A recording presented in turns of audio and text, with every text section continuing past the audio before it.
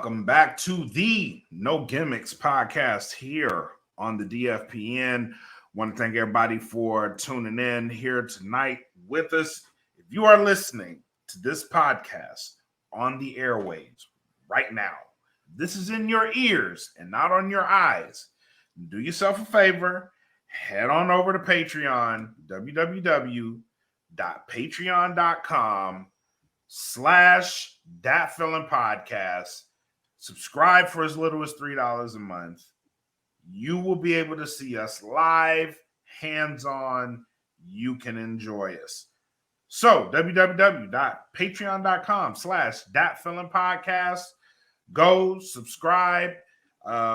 Real Food just had an episode off the air, real good episode with him and Conscious Rhyme. So go check that out.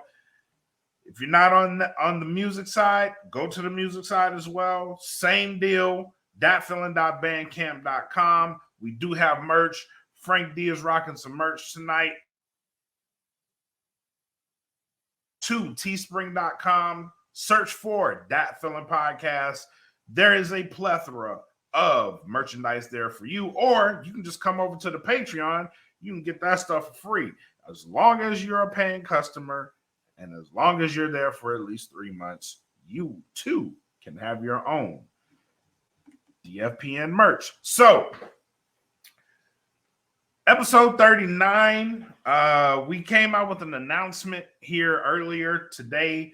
If you go back a couple of episodes, we did have a guest on that episode, Misty Marks. She is going to be performing at Mission Pro Wrestling Edge of Glory on April 22nd. She's going to be facing Dream Girl Ellie in that event. And No Gimmicks podcast is going to be the sponsor of that match. So shout out to Misty Marks, shout out to Dream Girl Ellie, shout out to Mission Pro Wrestling. Go get your ticket at missionprowrestling.com. There is going to be a live stream. Title Match Sports is going to be streaming that. So follow all these people on Instagram and make sure that you get your tickets for that event. Make sure that you're, if you can't make the event, then you go to Title Match Sports. Title Match Wrestling, and you order that pay-per-view so that you can be engaged and informed, because Misty Marks is a hell of a wrestler. She has a hell of a personality too when we had her on the show. And I would like to have as much support as we can from Misty Marks. Frank D, what do you think about the first official sponsoring of the No Gimmicks podcast? I mean, I think it's great, and it couldn't be, even better than to be Misty Marks. And Misty Marks is somebody that I've seen in person, working her ass off at the Dog Pound Dojo, doing her thing. I think her heel work is impeccable when she's out there performing. She knows what she's doing. She knows how to work the audience. She has the psychology down. She's still learning, but she's going to be one of the ones we're going to be talking about in the next 5 years, guaranteed. And whether that be Impact, AEW, or WWE, me personally, I love her to go get her chops in working for Impact, and then going up into the bigger stages, so then she knows exactly what to do. I agree with that. And the knockouts there in Impact, I believe that's a learning tree that she could benefit from sitting under. There's a bunch of knowledge over at Impact. So I agree with that. But yeah, everything you're saying, I was very impressed with her interviewing, and I was very impressed just by researching her. And her story is awesome. How she got into wrestling was pretty awesome. It's not often that you see mothers actually, push wrestling. It's normally the dad or uncle or somebody, but she got her love of wrestling from her mother. So I thought that was a pretty good story, and how well she's been doing. So she's made a fan out of me, and honored to be sponsoring her match with Dream Girl Ellie at Mission Pro Wrestling Edge of Glory. So Definitely, absolutely, very, very much an honor. So now that we got that big announcement out of the way, here's another one. Star Wars is coming back. in a theatrical point of view. But go ahead.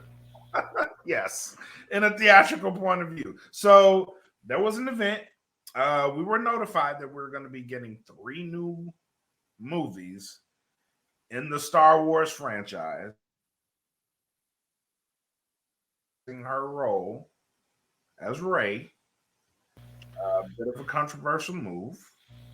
Repeat what you just said because you froze there. But in reality, okay, I'll just say it for you. So what he just said before he cut off there was we got the announcement at the Star Wars Celebration every day. Kathleen Kennedy, who is the head of Lucasfilms, Yep.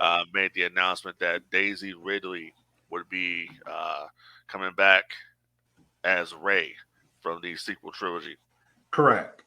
So we're going to get 3 new Star Wars films. Apparently, this new one here, they're still either scripting it or they could be moving into the production phase. But I'm going to just be completely honest with you. I'm not happy about it. I mean, why not? It's new Star Wars content, but I'm not a fan of the sequel trilogy. I think they blew it with The Force Awakens, which was The Force Awakens was the first Star Wars movie I ever saw in the theaters, and I actually went into it. I actually, this is after I started watching Star Wars. So it was the first one I saw. It was the first one I saw in the theater, and what people really wanted to see at that point was they wanted to see more character development with Finn. That just didn't happen, and so I'm not sure if they're going to bring back any of those characters. The new movie is supposed to be revolving around Rey. Yeah, revolving around Rey and her rebuilding the Jedi Order and all that. So we'll see where it goes. All I know is that Disney has everything Disney touches with Star Wars. They seem to fuck it up, and we've seen that. We saw that with the Obi-Wan Kenobi show. We're seeing it right now with the Mandalorian. Obi-Wan was actually good, though. Obi-Wan was not. It was okay. It was not good. It was okay. Wow, really? You didn't think it was good? I thought it was good. The Reva character and the focus of Obi-Wan's relationship with Leia no. Huh. Because if you watch the original movies, his whole thing of being on Tatooine was to save, or not save, but to watch over Luke, and we didn't get that here in this series. Obi-Wan would have never left Tatooine. That just don't happen. So I say the show was okay. It wasn't good by any stretch. There are plot holes. Yeah, that whole chase scene with Leia and Obi-Wan was some Nickelodeon shit I have never seen before. That was stupid. There's just a lot of missed opportunities there. Only thing that was what sold the Obi-Wan Kenobi show, what sold it was the fact that Ewan McGregor and Hayden Christensen were coming back to reprise their roles. That was it. You know what I mean? I thought the dynamic between them in that show was actually pretty good too. Well, it's like they never lost a step from Revenge of the Sith. So, and that's the first time they had worked anything Star Wars. So when you put that into perspective, and then you look at where we're going to go now with the new films and broaden out, I'm like, okay, if we were going to do something here with Star Wars that's completely different, right? Why don't we stay away from the newer trilogy, and let's stay away from the original films and the sequel, the prequel trilogy? Why don't we just go to the Old Republic? Let's do something there. Let's go into all these. They're not going to do that, though. They actually are doing it. It was part of in these movies. They got some things planned, and they also have some TV shows planned where they're focusing on that. You have the High Republic, The which TV shows in those 3 movies are different, but I don't see them we haven't. harking back to We that though. we well, okay. What I'm getting at is this: the new movies that they're coming out with, they don't even know what the fuck they're doing yet. They just know they're bringing her back, and that's what it is. The other dude is talking about he's still scripting his movie because he don't know what the fuck he's doing. So when it Right? comes to the old Republic and all that stuff, you can do stuff with that because people got to realize that there was there's other Star Wars stories to be told outside of the Skywalker saga.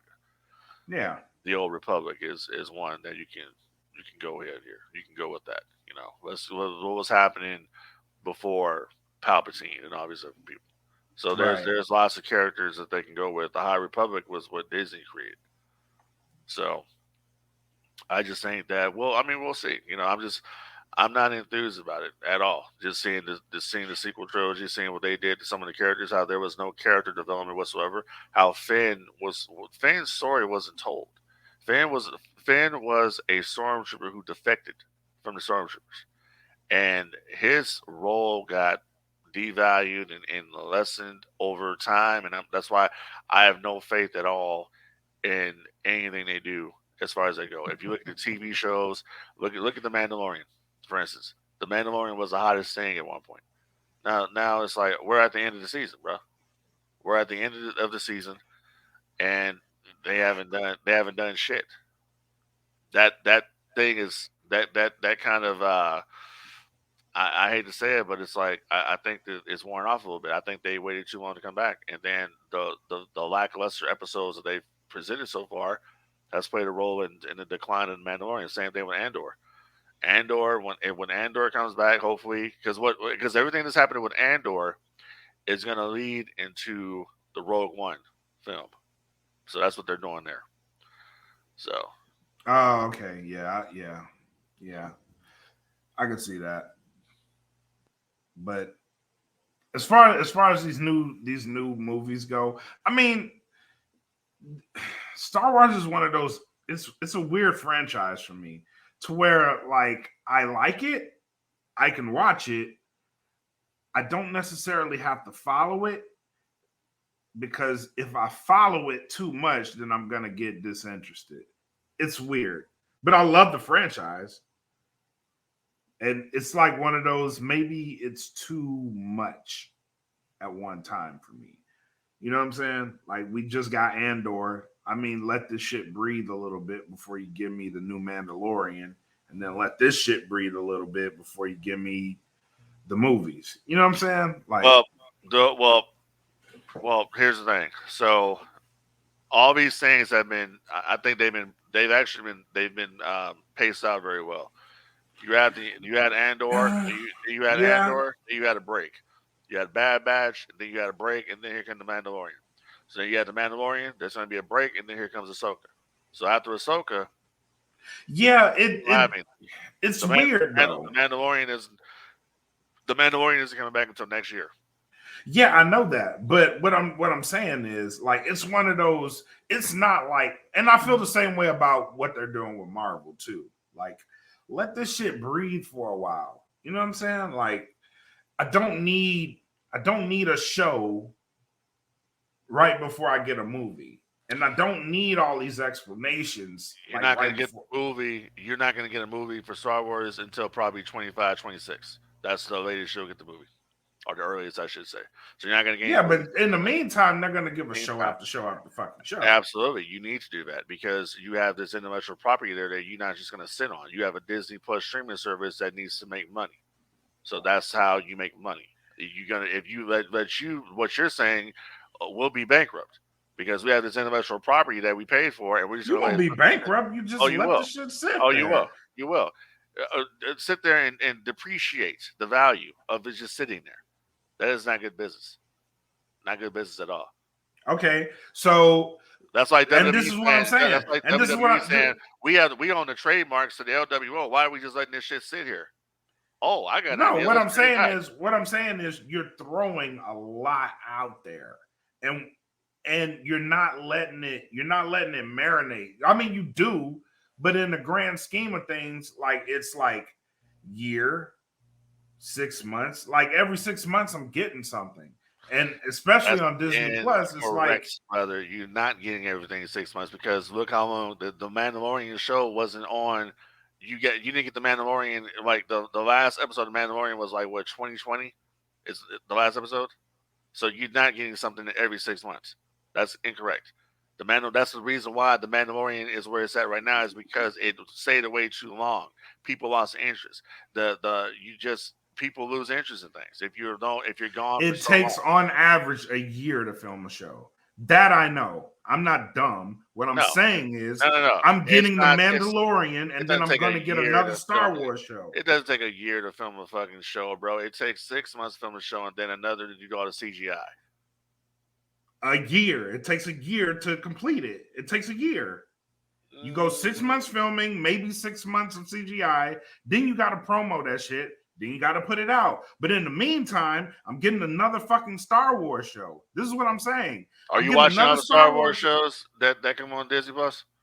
I still haven't fucking recovered from Andor. I still haven't finished that shit. That's you. And then I got to go to the Bad Batch. And then I got to go to the You're not, but no one makes you go to all these shows. You're choosing. I know. I'm choosing that. But exactly. I'm not just going to I don't watch the Bad. I don't fucking watch. I don't watch the Bad Batch, and I didn't watch Andor. Okay. So for me, the last thing I watched was that's for you though. But Kenobi for everybody, like if you are, hold on. If you are a real live Star Wars fan that follows this shit hardcore and not just the big fucking stories, and you want to know everything because you dive into the weeds of everything, you want to know how everything works because there are histories in everything except the fucking main stories. Casual watchers, what it is there stories that people follow. If I keep getting this shit and I am a hardcore fan, I am going to lose interest. Why? Because I keep getting shit that I want to watch and get into the weeds of. If nothing more than the shit on it and say it's fucking terrible and not just the main shit. Bro, you're so incorrect in what you're saying. No, I'm not. Absolutely. No, I'm not. Absolutely. Because there are people that have been following this shit since its inception or since their childhood when they got into it. You know what the main complaint is with Star Wars nowadays? Because you think it's, well, they're coming out with shows back to back to back to back to back. That ain't. It is. That's not the problem. That is not the problem. The problem is that Disney are the ones. First of all, when you come to that decision here of back to back to back, that's a Disney decision.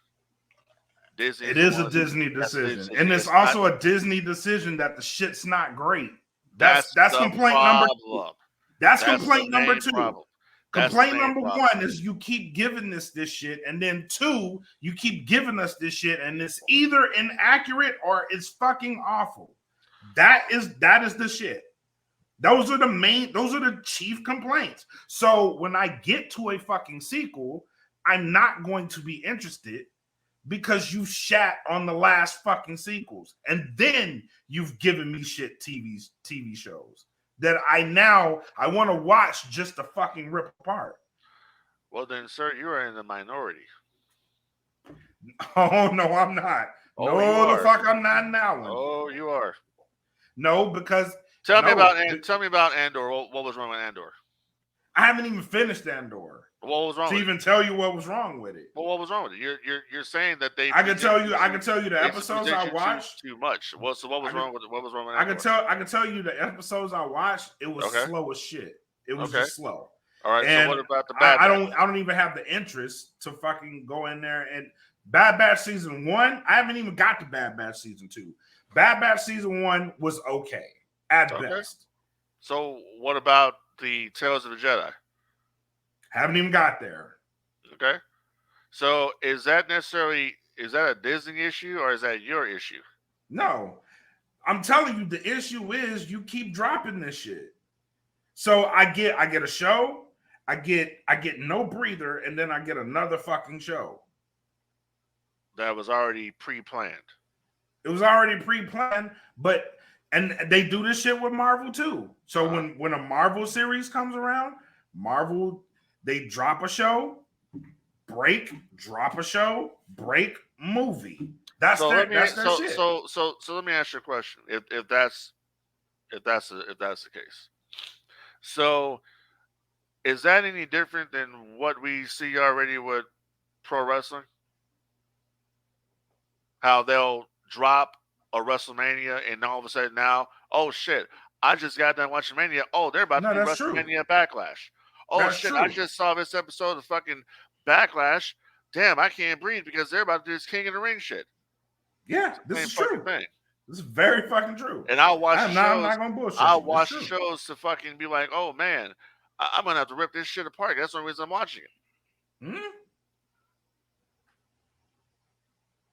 So then you can say that Disney and WWE have the same issue.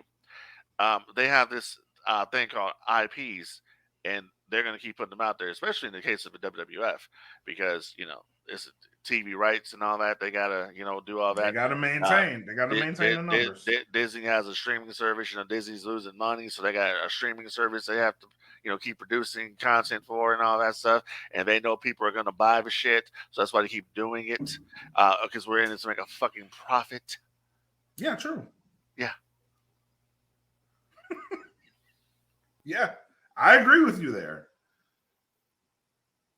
But that's what I'm saying. My patience and my attention when it comes to Star Wars is just different. For pro wrestling, I can do it. It's a short attention span because it's very hard. For pro wrestling, we just talked about it. Yeah. For pro wrestling, I can tolerate sitting there and watching it, if nothing more, to criticize it. Well, for Marvel, I can sit there and watch it for nothing more. Criticize it. For Star Wars, I cannot. Well, I don't know why that is, but I can't. Here's the thing, though, and I can be completely honest. It just takes a higher level of intelligence to watch Star Wars than it does to watch wrestling.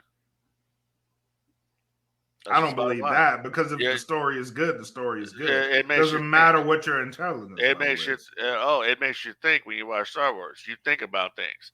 You think about the emotions, and you think about the characters. We didn't have any emotions or character development like that until recently with the Bloodline storyline in wrestling. I mean, that's true. Never had that. When it comes to Star Wars, every time I watch a Star Wars movie or something like that, a TV show of Star Wars or whatever, I put myself into the emotional state of wondering what the character's thinking. Like, why would the character do that? Why is the character doing this? What? I mean, it's simple. It's simple. The motherfucker's mad. I mean, that story pretty much writes itself. Operate off emotion. That's not what I mean. What I'm getting at here is like when I watch Revenge of the Sith, and you see Palpatine, telling Anakin all the bullshit about, you can save your wife and all that. So you kind of wonder, like, okay, he lied to him. Was dude the one putting the visions in his head to begin with? Was he fucking with him? That's called, makes you deep think and stuff, and makes you wonder, like, what's really going on here? If I watch a goddamn match on fucking Monday Night Raw between this person and that person, and there's no story, no substance, I don't give a fuck. Period. So that's why I say it takes a bit of a higher intelligence to fucking watch Star Wars, because you're trying to decipher what's actually going on the screen. You can't decipher that in a WWE match. You can't. No, you can't do that anymore. Why? Because in an era that the shit operates outside of its medium, Star Wars doesn't operate on a medium. You know why you can't do that anymore? This is what Vince McMahon said a long time ago, because wrestling fans have short attention spans.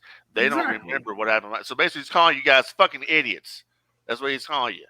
Calling you fucking idiots and calling you a goddamn bunch of ADD fucking having motherfuckers. You can't remember what happened last fucking week, so we change shit up, every week, because you can't remember. No, except for a motherfucker like me, I'm going to remember. That's the difference. Oh, really? Oh, goddamn really? Right. Yeah. No, okay. Yeah. That's how I can go all the way back to, 1996 or something, and just pull something out because it happened, because I remember it. Okay. If you ask me what happened last Monday on Raw, I can't fucking tell you, because I ain't watched shit. What happened? Did Cody go out there and give another "I Have a Dream" speech? Is that what the fuck he did? Maybe. Shit. Maybe. But that's what he's saying. Y'all have short attention spans, right? And it ain't y'all. Gotta It ain't short y'all. attention spans. I don't watch the shit, so it ain't me. Because your attention span is too short to pay attention. I have a fucking life, and I don't have time to watch the bullshit. That's what it is. Oh, okay. Moving on. Yeah, move on. AEW Wembley. What Numbers came out. Came out. All right. Seating price range $30 to $600 US. What say average? Repeat that. The price range $30 to $600. The best seat in the house is $600 US. Okay. For Wembley. And some people are saying that's reasonable. Some people are saying 30 is a little too high for the uppers. I've never been in Wembley, so I don't know how true that is, but you pay more than that here in the States so that's but what you're doing is that, you know, and this is funny because I've actually heard people say, like, I've actually listened to K100, right? And I've heard Disco Inferno say that a lot of this is what he said, honestly. A lot of the AEW fans don't have money or whatever. They don't spend money. That's complete bullshit. Anytime that I've ever gone to an AEW show, I've spent over $1,000 on tickets to sit on the floor. So that's complete bullshit. The difference between the WWE fan base and the AEW fan base is that the AEW fan base will actually spend money on the product. Okay, they're going to spend higher prices on T-shirts because it's coming through Pro Wrestling Tees. That's who AEW contracts with to make their merchandise. The AEW fans are going to buy the pay-per-views because if you want to see the AEW roster work a pay-per-view, you got to order it. You don't have the network like WWE does, like Peacock, which is going to cost you about $6 or whatever for WrestleMania. Okay, right. So I don't agree with the whole analogy. Well, they don't have money. Bullshit. We got money. You feel me? Look at my goddamn man cave. We have fucking money. All right. That's complete bullshit. It's all about spending that fucking money. And where you spend that money and when you invest in it. I think in this situation, I think they're going to invest in it because it's England. People over there are fucking fanatic fucking wrestling fans. When they get a show, it's going to be a fun fucking show to watch on television. I'm actually looking forward to watching this show because I want to see how it comes off on TV. They're going to go buck wild over there. So I think that AEW, they're going to probably end up pulling off about maybe 40, 50,000. That's what I'm getting at. I'm with you on the 40 to 50, maybe. I don't see how they sell it out. In which when this first came out, a lot of people were saying they can sell it out. I don't see how they can. The only way, they have to be like surprise heavy. I mean, not really surprise heavy, because to sell out Wembley, like, you almost have to tell people what the fuck is going to be on the show. Kind of like a surprise, like, you know, like the surprise I'm reading right here of Jeff Hardy returns tonight. Really? Yep. Like he actually returned? I'm looking at him right now. That's cool. Congratulations to him. That means he completed his rehab. Right. And his requirements to come back. I hope he stays that way. Stays with a clear head. I hope he does, man. Like, I'm rooting for Jeff. I hope he beats this shit. I think he will. I think he realizes the seriousness of the situation. So I think he will. I think he's on probation and all that, so he knows if he screws up again, he's going to go to prison. So hopefully he has the right people in his corner that's going to keep him, you know, grounded and all that, and he has the right support system to do that. If Jake the Snake can do it, Jeff Hardy can do it. Yeah, that's true. That's what it is. You know what I'm saying? Yeah. So, but other than that, I think they're going to do about 50,000. You know, probably maybe 55 tops. And you have to also take into consideration if they're going to like have half the stadium closed off. So You gotta look at that there too. Yeah. I remember in '97 here in San Antonio for the Royal Rumble. All right, and this is at a time when the WWF was getting their ass stomped by WCW. Mhm. What they did, what Vince was doing, he wanted to put on. They asked him like, "Why are you running the Alamo Dome?"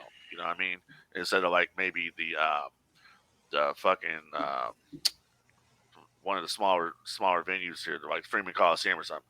He Yeah. says, "Well, I want to put on a big show to show that we're still the king of sports entertainment. We're still the kings of wrestling, pretty much." So they were giving away tickets to this shit. They were giving away tickets. They were doing 4-packs and shit. Tickets were like $12 Mhm. just to put people in there to give it the perception that the WWF, even though we're getting killed in the ratings, even though We our can show, still sell we can out. still draw. Yeah. And that's what I think AEW is going to do. If AEW comes out to it, listen, start running some contests over there and doing something, maybe do 4-packs of tickets to where you're selling them for like, $20 or some shit, whatever, whatever you're doing over there to get shit to sell it. You know what I mean? So I think that's the only way they're going to be able to do this. And they're going to have to put something on the card that people are going to be like, you know what? I got to see this shit. The only match that they have in AEW that people are going to be like, oh, I got to see this, it's going to be the Elite versus CM Punk and FTR, or CM Punk versus Kenny Omega. Those are I agree with that. Those are I two big agree with matches. that. I agree with that. I think you could fill an arena off of it. I think you could probably go 60-70 on Wembley off that main event. Probably. Because there's enough storyline there for you to get it over. And I don't know, man. Like I think they do need Punk back. I think they do. Especially with a show of that magnitude coming up. I'm curious to see what the fuck this looks like. My question to you is not going, is 40-50 in Wembley considered a successful event? I mean, what are we basing the metrics off of here? The last big wrestling event to happen at Wembley Stadium was SummerSlam '92. That's Brett versus Bulldog, but that was also a different time. Right. So what are we basing this off of? I think, and that's a problem. People are basing this off of, they're comparing this to SummerSlam '92. You cannot compare this to SummerSlam '92 because the business was different back in 1992 than it is You're today. right. So I think that if they do 40, 50,000 in there, if they were to go in that arena, Wembley Stadium, and do 35,000, that would be considered a success. Because once again, how much of the stadium are they going to use? Are they going to use the entire stadium? Are they going to, have them tarped off? Either way it goes, when it comes to WWE fans and AEW haters out there, it don't matter how much they do. It's still going to. They're doing it. It's still going to look upon. It's all shit. That's what I'm getting at. It's going to be a negative either way. Yeah. It don't matter if you draw 30, 40, 50,000 people inside the stadium. If they're haters, if they're WWE pretty much haters of AEW, it don't matter what they draw. Yeah. You're never going to be able to win that fan base, and that's the problem.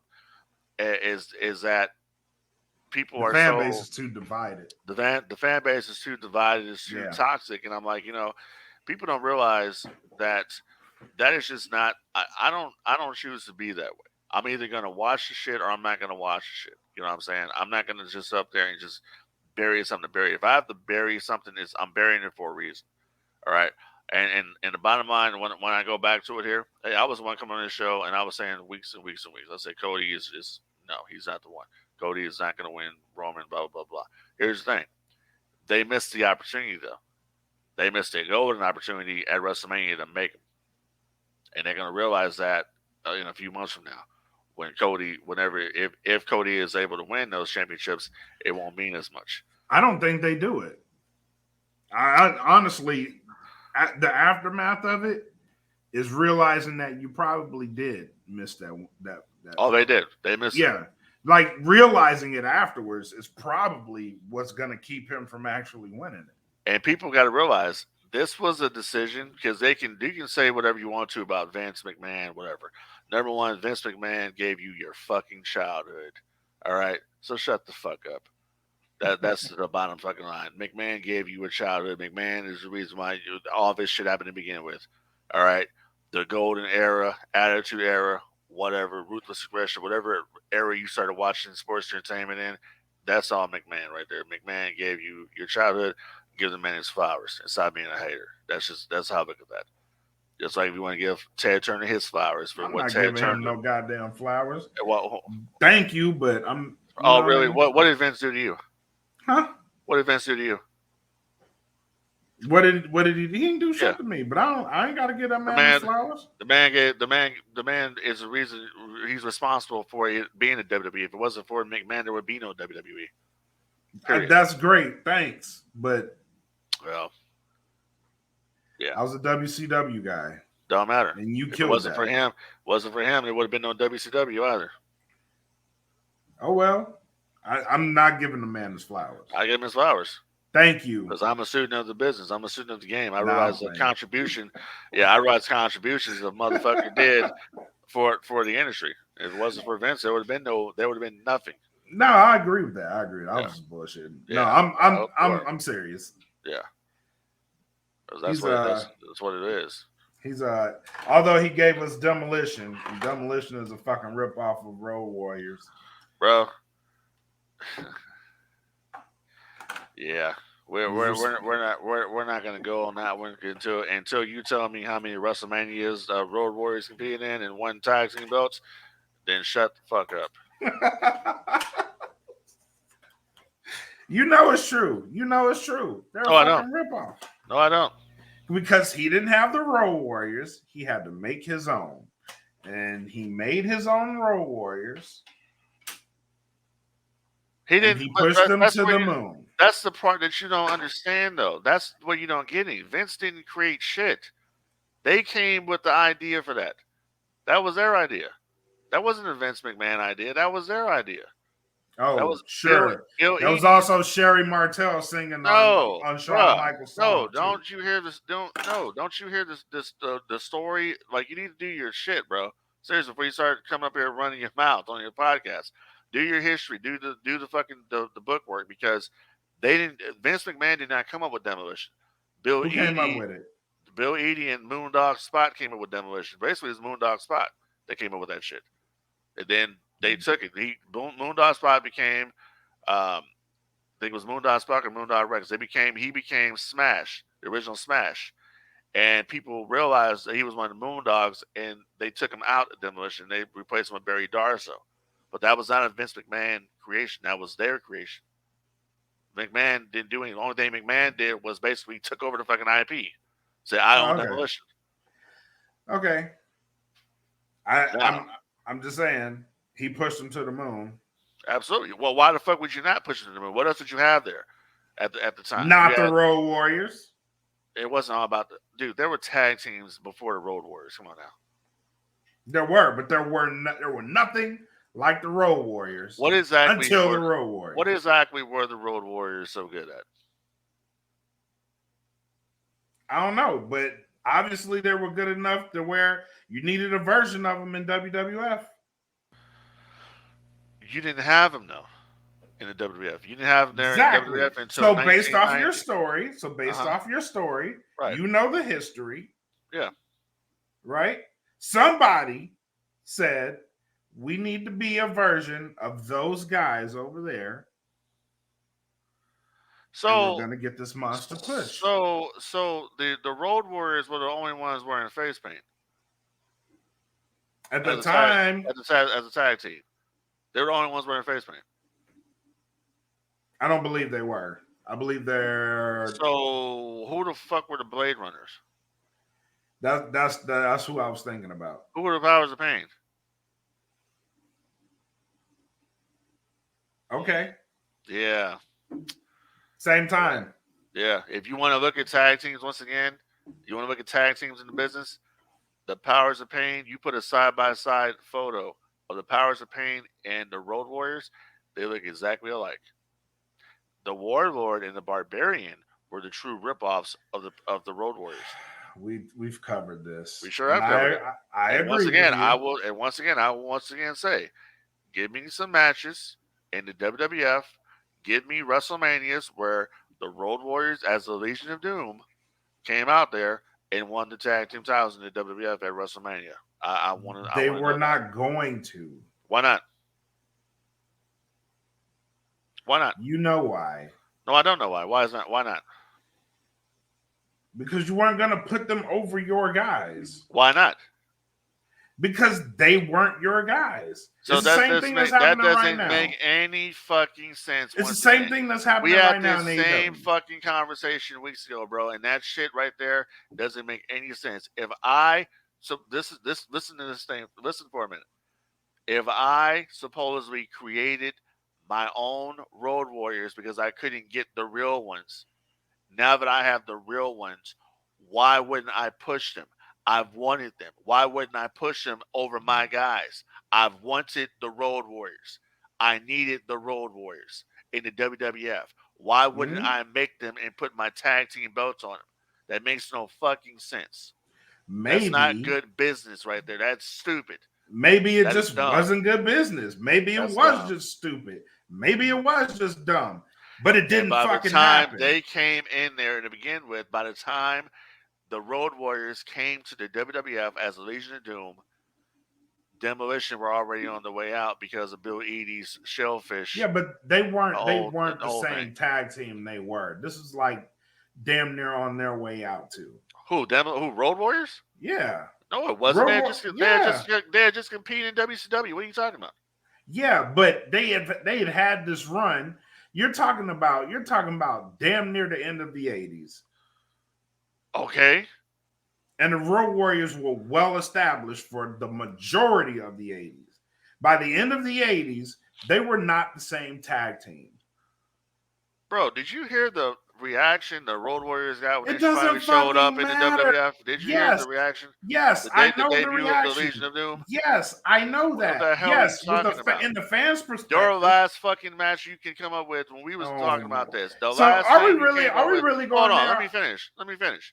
The last thing you came up with Demolition was a goddamn scaffold fucking match. All right, you couldn't even name a fucking match. You came up with some scaffold bullshit. You can't name shit.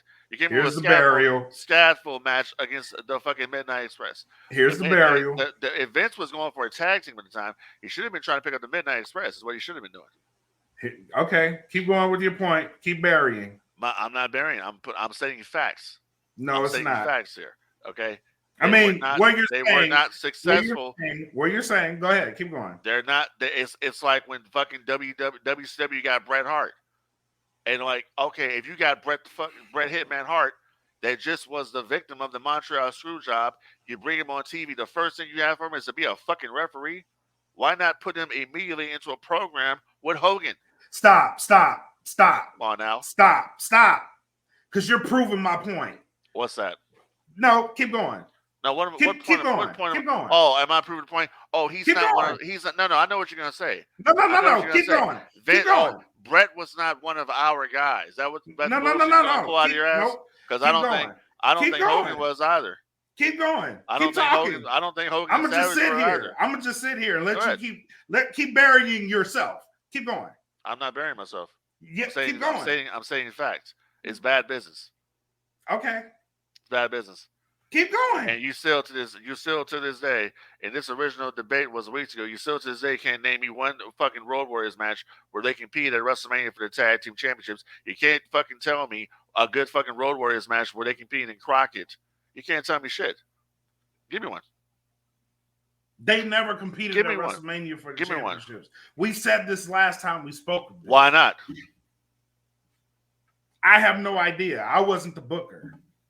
Well, if I remember correctly, WrestleMania 8, they came out for an interview segment where they introduced Paul Ellering as their manager. Yeah. Keep going. Hoosier Dome, why not put him over? WrestleMania 7, why not put him over? That doesn't make sense. Wouldn't it have been a good match here? Road Warriors versus Hart Foundation at WrestleMania 7? for the tag team titles? It No. would have been, but They somebody they didn't do did it. that. They did that with the Nasty Boys instead. Yeah. So yeah, I don't get that. Just like I don't get coming in with I don't get them making Bret Hart a referee other than politics. It was politics at WCW. That's what it was. Yeah, that was politics. But it couldn't have been that at WWF, right? What politics would there have been? I don't know. It just couldn't have been, right? Dude, JJ Dillon was at the WWF. What politics would there have been? He worked with the Road Warriors and Crockett. I don't know. I don't know these What's things. the politics? I don't know these things. I'm not the historian, politics? but I'm saying it couldn't have been politics, right? It couldn't have been because WWF runs their machine the way they see fit. They're the mighty. I don't understand what politics it would have been with the Road Warriors. I don't either. I don't either. Give me what politics. I don't either. I don't know. Yeah, I don't know. Yeah, because it doesn't make any sense. This is the tag team I've always wanted, and yet I bring them in and I don't put the tag team belts on them right away or anything. I just feud them with some jabrones, and then that just makes perfect sense. Oh yeah, you're right. Yep. Right. Yep. Bring them in at SummerSlam '90, and they do a run in on the tag team match with Demolition and the Hearts. And then after that, Bill Eadie's out with his shellfish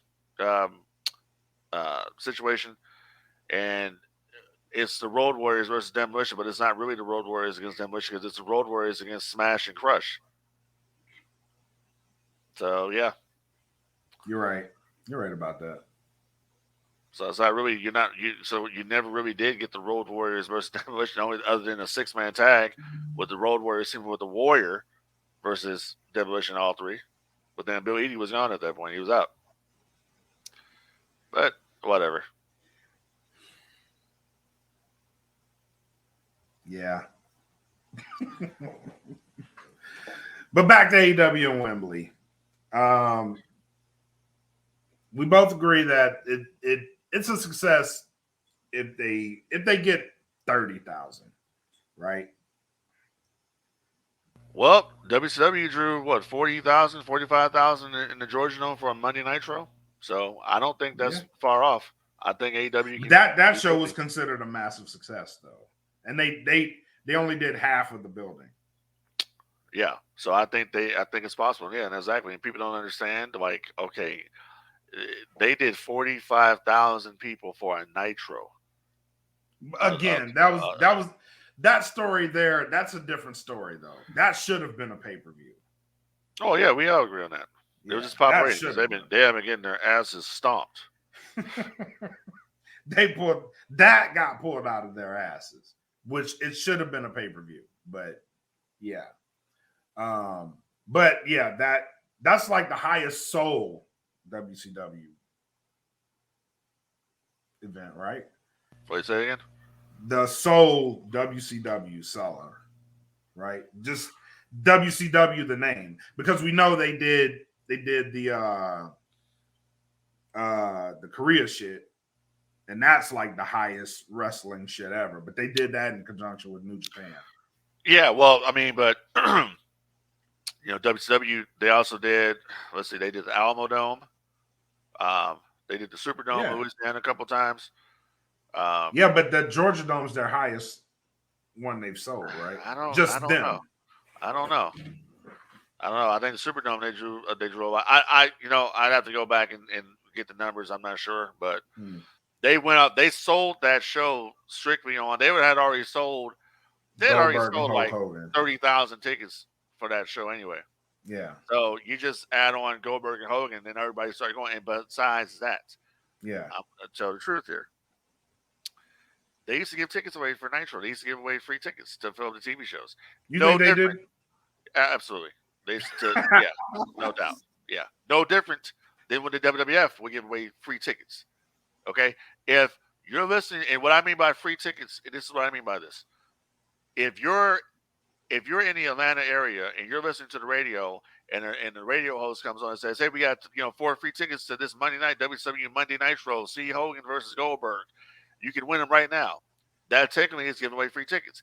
If I'm listening, if I'm here in San Antonio, hey, we have a WWE coming out here for Monday Night Raw. Be calling number 20, you'll get these 4 tickets for Monday Night Raw this Monday. That's giving away free tickets. So they would do the same thing back and forth to fill up the TV. That's how I went. So let me ask you this. So they do like because they do have like sites and shit like vet ticks, right? Should that be counted as giving free tickets away? Because they do like vet ticks has like a thing where you actually just pay the will call. And I don't know if that count as a ticket sale or not. They're already they're so what I understand is they have the actual ticket buyers and they got papered. All right. So they'll probably consider that to be they were papered. You're basically papered to get in there. That's pretty much what it is. It's a ticket that don't really count as the actual ticket. It's just paper. That just you just got in. Yeah. That's how that goes. Okay. So it doesn't count for them, but it doesn't. It don't really exactly. It's just like in the middle. Yeah. Yeah. That's weird. I always wondered that shit because they can pay so many. They can for the vets out there, for vets and first responders and all that. They can put these tickets aside. Say, okay, we got like 2,000 tickets to give away for anybody that comes in for a veteran or they get special preference, whatever. They can do it that way. You know what I mean? Right. Which is how it should be, anyways. And you should be giving more than I'm just speculating 2,000 tickets, but you should be giving more than 2,000. No, they give away a shit ton of tickets. Like and that's a good thing. They should be doing that. Yeah, no, they do. A couple of events that came out here, they were on VetTix, and I was like, they had like 800 tickets, like they had just for the vets, and I know they do first responders too, so I don't know how many they have for them too. But I was like, I always wondered like if that counts against their sales or not. I think they go by, like I said, how many tickets they have, how many in the building, how many of them were paid, and how many of them were papered. That's how it goes. So, all right, cool. So, last topic. I know we'll keep this one short because we went off the rails. Well, the rails because we went off the rails, and I'm telling you right now. We're gonna do a Patreon fucking exclusive show for you people out there that are listening to this, or if you're listening to this right now on Spotify or any of the outlets out there, you need to jump on the Dat Feeling Podcast Patreon. $3 a month will get you this content because we are gonna fucking have the debate of all fucking debates. We're gonna fucking have it on this fucking podcast. It's gonna be me, Hollywood Fabulous Frankie D. Because, against the Black Mac over here, we're going to have it. It's going to be finally put to rest. We're going to do Road Warriors versus Demolition. Who is the true ripoff? That's what we're going to fucking pull that shit off one day. You can't say that though. Yeah. I got numbers. I got numbers to back it up. Which basically no, we're going to put it down as which team was more successful in the business. That's what we're going to do. Oh, okay. If we're going that route, then I'm gonna fucking destroy you. No, you won't. And don't pull that AWA shit out your ass because by the time they went to AWA, everybody was fucking gone. So try again. Okay, I'm gonna fucking destroy you. No, you won't. I just want you. I want this to be stated on record. You're not going to destroy me. You have the Road Warriors working for the AWA and the NWA, which is the minor leagues, and then you have the Demolition working for the WWF, which was a top company in the world. You ain't going to destroy shit. You can destroy these nuts because that's all you're going to get. I am going to fucking destroy you. I'm telling you. All right. You keep thinking. All right. Okay. All right. And we're gonna bring up every. I'm gonna do my fucking research on this. We're gonna bring up every motherfucker out there that's got face paint. Has WWF or WWE have they ever done a documentary on Demolition yet? Yeah, they did one a while ago. What's the name of it? It's called Demolition. Well, it's not a documentary because they have a lawsuit going on right now, so they haven't done anything with Demolition. What's the lawsuit about? The lawsuit is about concussions, CTE. So that's actually right now. that's why they haven't done anything with Demolition, because it was the Bill Eadie lawsuit that happened over Demolition's name and the whole gimmick and all that. They basically feel Vince stole that from them because Vince didn't create that. That was their shit. Vince stole it. Then there was the concussion lawsuit they were part of. Darso and Edie were part of that concussion lawsuit. So that big mass, right, mass one. Okay, right. But they've been open lately. They've been open in the past few years of saying they would want to work on something with WWE. It all comes back to the IP. It's no different than like the Road Warriors. I saw a shooting interview with the Road Warriors years ago where Hawk and Animal were talking about that last run they had there and how that last run was fucked. How Vince basically fucked them over. Of course, they had them with fucking hiding right. No, I'm not talking about that. I'm talking about the that was years later. I'm talking about with the run they had during the Attitude Era.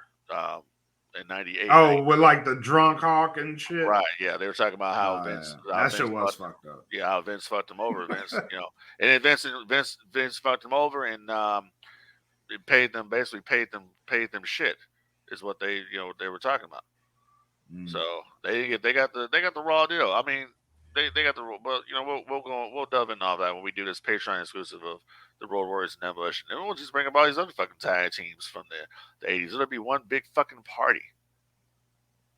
We should do that. We're gonna do it. I think we should also have a Patreon exclusive. Who's the best tag team ever? Okay. Well, I'll tell you what. And mine won't be the Road Warriors. I know that. Well, who is your favorite tag team? Who was my favorite tag team? Yeah, who was your favorite tag team? The Steiners. Yeah, Steiners are good. Yeah, especially Rick. I love when Rick turned. Heel in '99.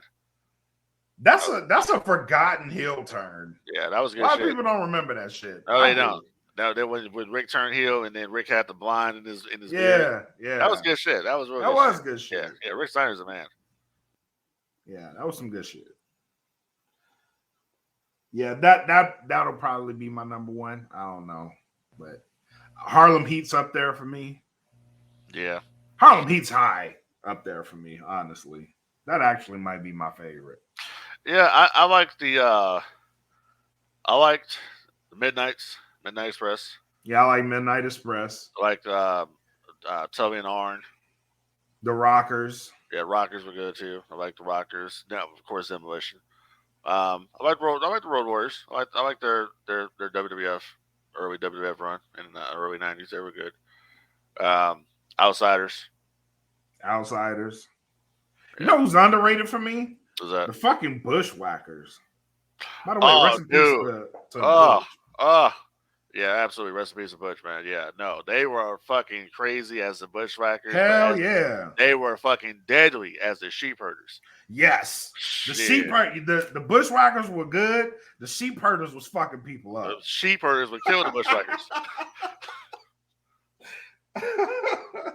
Yeah, the Sheep Herders would those motherfuckers would fucking people up. Yep. Who else? Barry Windham and Mike Rotundo. Oh, U.S. Express. Yep. Although I prefer them as heels. I prefer Barry as a heel with the Four Horsemen. Yeah, that's my thing. Yeah. Did you know? Speaking of, this is gonna be a perfect segue. Did you know? I found this out recently that Hulk Hogan's Real American theme. Yeah, that was their theme. It was theirs. It was theirs. Yeah. Yeah. Shit's crazy. Yeah, they actually video of them coming out to it. Yeah, at Madison Square Garden. Yeah, because Hogan was using Eye of the Tiger. But then when the whole thing came out with the whole copyright music shit happened, that's when they gave him Real American. But doesn't matter because Wyndham and Rotundo were on their way to Crockett anyway, so. Yeah. Yeah, I just found that out recently. I was like, oh shit. Right. That's crazy. Jimmy Hart. was the theme master back then. He was, and that was a Derringer song. That was a Derringer song. Yep. Yep. Derringer did Demolition. Derringer did Real American. Yeah. Shit. Strike Force was another tag team. Tito Santana and Rick Martel. Mm-hmm. Girls in Cars. That was a copyright, though, right? Girls in Cars? Yeah. No, that was a song. That's an original. That was original. I swear, I thought It was that a rip, but it was a rip shit. off of something else. They just tweaked it a little bit. It was a rip off of something else, but it was an original. It was on the Power Drive album. I swear to God, I thought I heard that song on the radio before, but I've never heard it again. So I was like, man, interesting. All right, best themes. Damn, kid, we just mentioned them, right? Real American? That's what you're going with? Nah, I'm not. I mean, what best themes of who? Like of all time, or just like just the best themes? Oh well, shit. Jake the Snake, Trust Me. Harlem Heat. WCW theme or Sports? It's all one. It's all one company now. Shit, they're all under the same umbrella. So if you want to put that, if you want to put separate WWF, right? Fine. WWF. Jake the Snake Roberts. I like both Jake's themes, but I really like Trust Me. I like Goldberg's WCW theme. I didn't really care too much about his WWF theme. Yeah, they've gone back. So it's funny. They're so stupid at WWE Network. So what they've done is they've taken every match that Goldberg had in the WWE from 2008. They dubbed his WCW theme over the WWF one, which is so stupid, and it completely kills any reaction that he got. It's just, why would you do that? That just makes no sense. Whatever. Yeah. Chris Jericho's WCW and WWF themes. I don't remember his WCW one. It was he had two of them. I don't remember. I swear I don't. I the only one I remember is I know he had different versions of Break the Walls Down, but I like the one when he debuted.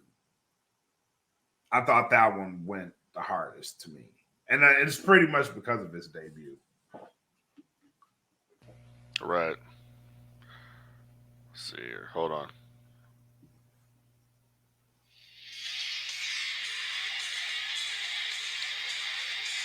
That's Jericho, WCW. Kind of like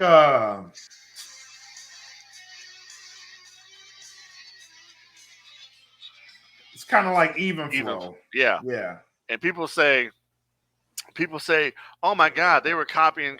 No, that song there is a stock song. It's a stock sound. It's a stock production song that was from the Turner Music Library.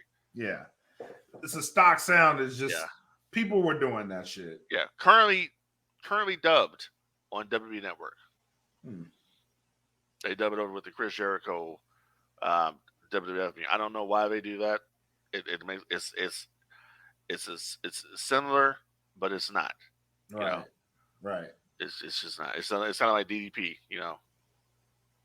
Diamond Out. I mean, I really it's hard to watch. Nirvana. Exactly. It's kind of hard to watch a lot of Diamond Dallas Page matches without thinking about Self High Five, because what they do is they don't understand is like when they kill his crowd. DDP was in some of the monster fucking reactions back in the day. Oh fuck yeah. And when you dub over the music, you kill the reaction he was getting from the fans, because you have to you turn down the audio, which was 2 channels.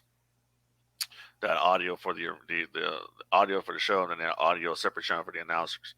Right. So you turn down the natural audio, and then you have to pipe in the music, and then you pipe in the fucking crowd sound. The only natural audio that they usually use, I see on the shows, is they try to include the noise of the pyrotechnics in the background. So other than that, they completely fuck it over. But yeah, NWO Music Rockhouse, NWO Wolfpack, Filthy Animals. Eddie Yeah. Guerrero Part 2. Why is WWE not giving the LWO the La Raza Dun, music? dun, dun, Why? I don't dun, understand that. dun, dun. You're not supposed to come Ha out with. ha. You don't come out with Rey Mysterio's fucking music. I'm sorry. You just No, no. You have to give them the Eddie, not the yeah. Eddie. I say the Eddie, but Eddie did come out to that music, right? Yeah, he did. It Yeah. was yeah. I think that's right there.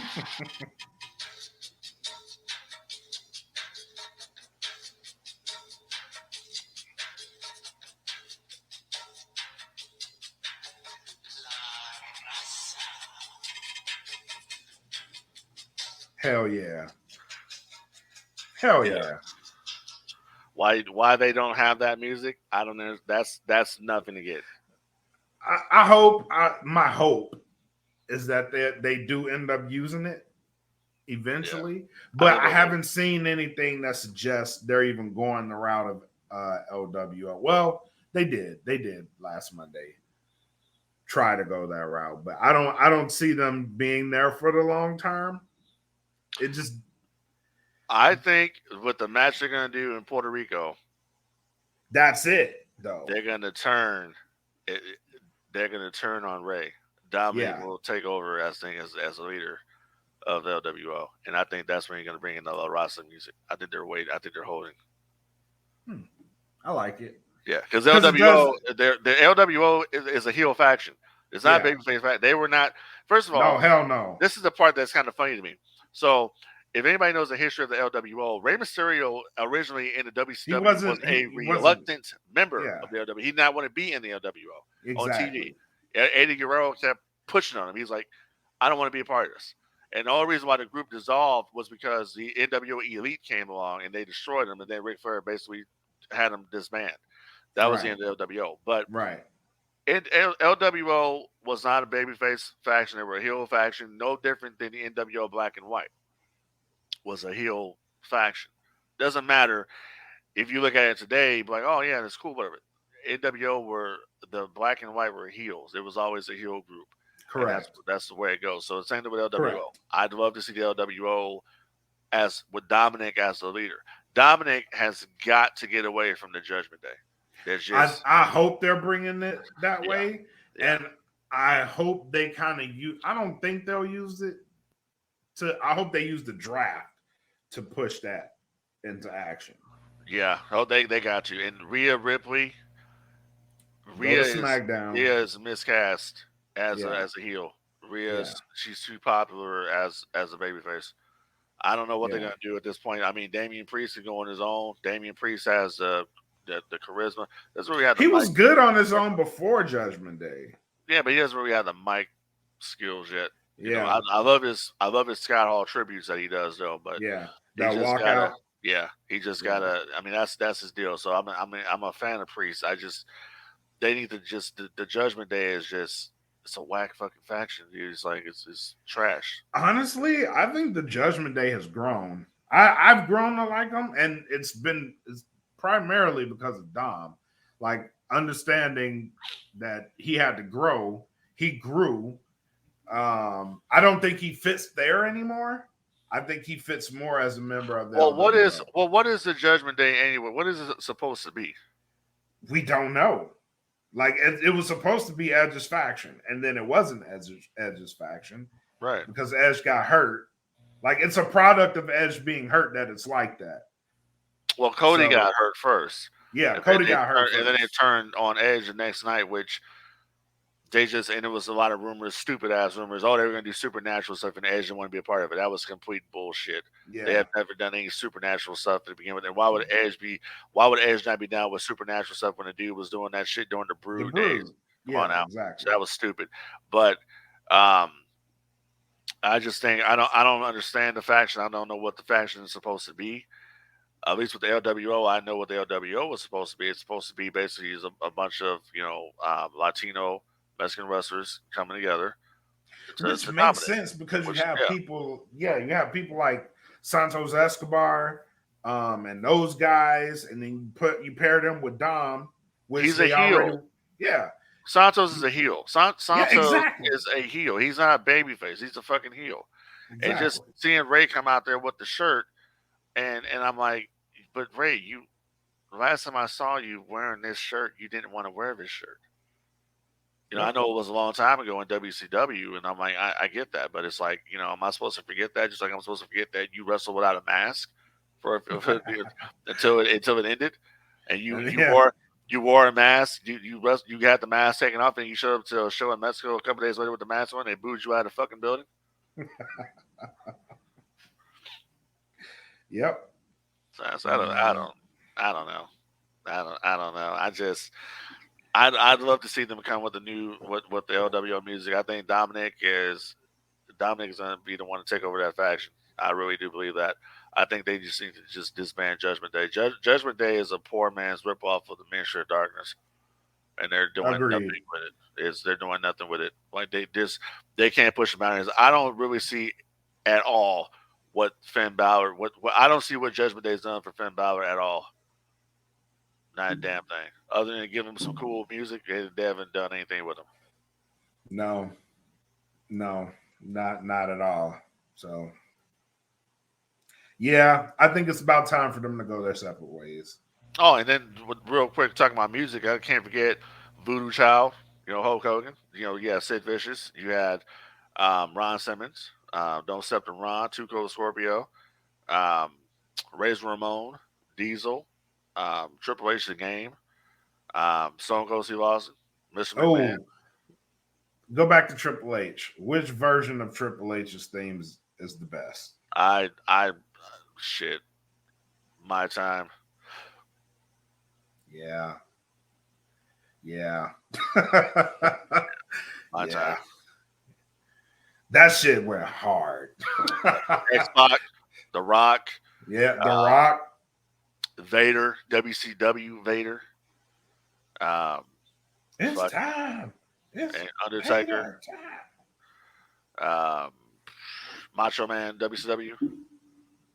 I like both of his. I like the pop. I like and I like the What Up, Mach. Yeah. Yeah, I like that one. Sting. Flair. Barry Windham. Four Horsemen. Yep. Bray Wyatt. Which version? I like the original, and then I like the Fiend version.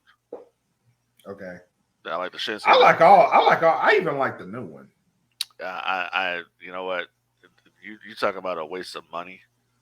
This guy's a waste of money. Damn.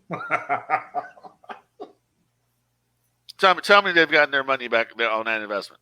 This dude's making like $2-3 million a year. Tell me what the investment that they gotten back on that. Not a damn thing. They have not. But I don't know. I don't know how. I'm not going to say that because what if it is? I don't know how much of that is he's trying to draw out a longer story and it just didn't work, or just was the story just not good?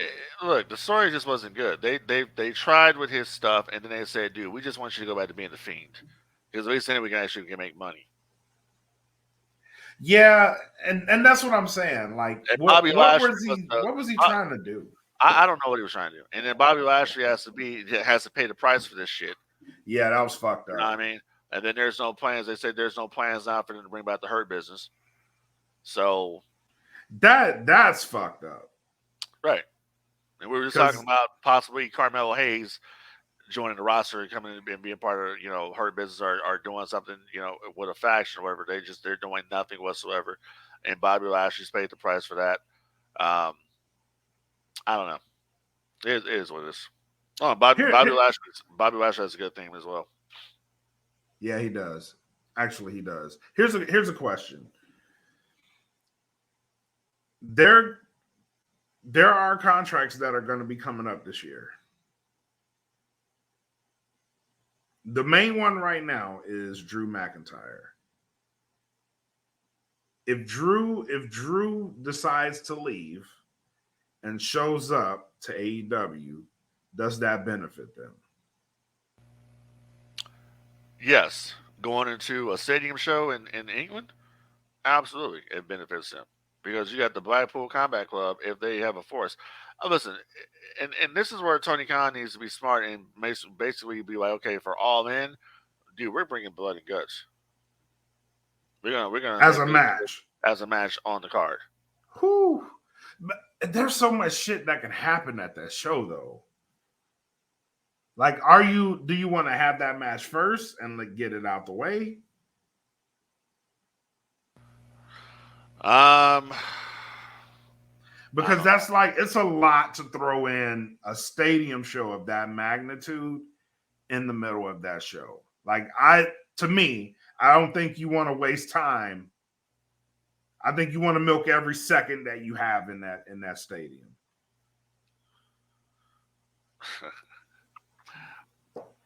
I don't mean to cut it real quick, but I'm reading something right now. It's making me laugh. So I was just looking at a video here of the LWO, right? And I guess Santos says, when he's like, when you mess with the LWO, you mess with them for life. I don't remember for life being an LWO thing. That was a NWO thing, and Yes. yeah, you shouldn't be doing that. And they never did too sweet. Yeah, we don't do that. That's just yeah. But anyways, I think having Drew on the show, that will help them immensely, especially if he comes out either as a part of the faction or they save it. But it will be a big deal. Absolutely. Okay. I'm with you there. So interesting to see what happens if he chooses to stay. If reports are accurate, we could see him leave, and if he shows up in AEW, it could be an interesting time. So, if the reports are accurate, all right, man. Final thoughts. What you got? Final thoughts is LWO. It's not for life. it was never too sweet. All right, that's all I got to say on that. It's just it was a lot of rasa. I mean, it wasn't. I never heard a promo where Eddie was out there saying, when you're NWO, you're NWO for life. That never happened. It never happened. So LWO, stay in your lane. That's all I gotta say. I got no problem with it being a faction, but this babyface, watered down version of the LWO, just it ain't working for me. Especially when you're ripping on the black and white. I'm just like, just bring back the black and white. You can truly say it's pro life. You know what I mean? Just imagine if one day they were like, okay, we're gonna do another faction and it's the NWO, and Cody comes out there as the black and white NWO. That actually be kind of cool. You think that'd be cool for Cody? Well, yeah, because Cody, listen, Cody's daddy. If you want to talk about Big Dust was in NWO. Big Dust was around. True. Big Dust wasn't around when the shit was going down. Cody was always a fan of the NWO. Cody was in Bullet Club, so it only makes sense for Cody to resurrect that shit. I don't know about. I don't know if I can get down with that one. Oh, I don't know, man. You can't, y'all motherfuckers getting down when I'm coming out there doing I have a dream speeches and shit every week. At least that was not me. I was vehemently against that shit. At least if dude gonna do something, let it be cool. You can have an NWO t-shirt on doing an I have a dream speech. Shit. Don't put y'all in there. I was not a part of that number. Oh, I put you in that shit. No, I take myself out. Fuck that. That's okay.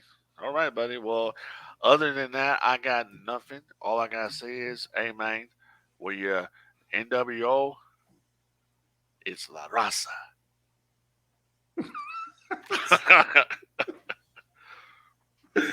Oh shit. Final thoughts from me. Just make sure y'all tap in, join the Patreon. New World Order.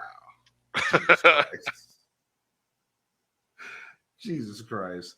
Don't forget, April 22nd, Edge of Glory, Mission Pro Wrestling, San Antonio. If you can't make it, get your tickets. Get your pay-per-views over at Title Match Wrestling. If you can't make it, get your tickets. Yeah. Fuck you. You know what I was going to say. Right. The power of editing will compel you. But yeah, if you can't make it, get the pay-per-view, titlematchwrestling.com. Make sure y'all can enjoy it. Go support. Shout out to Misty Mark. Shout out to Mission Pro Wrestling. Shout out to Dream Girl Ellie. Shout out to the DFPN. A bunch of good stuff happened over at DFPN. So good times. Good times. All right, man. Hit it with your tagline. The tagline is this, man. If y'all want to get some cool merch, just like this No Gimmicks black and white t-shirt that I'm wearing right now, you got to go over to the Teespring right there and hit up. Get the No Gimmicks Podcast t-shirt, No Gimmicks Podcast, the only podcast out there that keeps it 1,000 at all times. I don't give a fuck what we talk about. You ain't going to get no lies out of me. We always going to tell the truth up. Well, at least I will always tell the truth up here in public. And also, if you want to control the pet population, have your pets spayed or neutered, and don't go to Taco Bell or Burger King because it will give you the runs. Out. All right, y'all. Until next time, peace.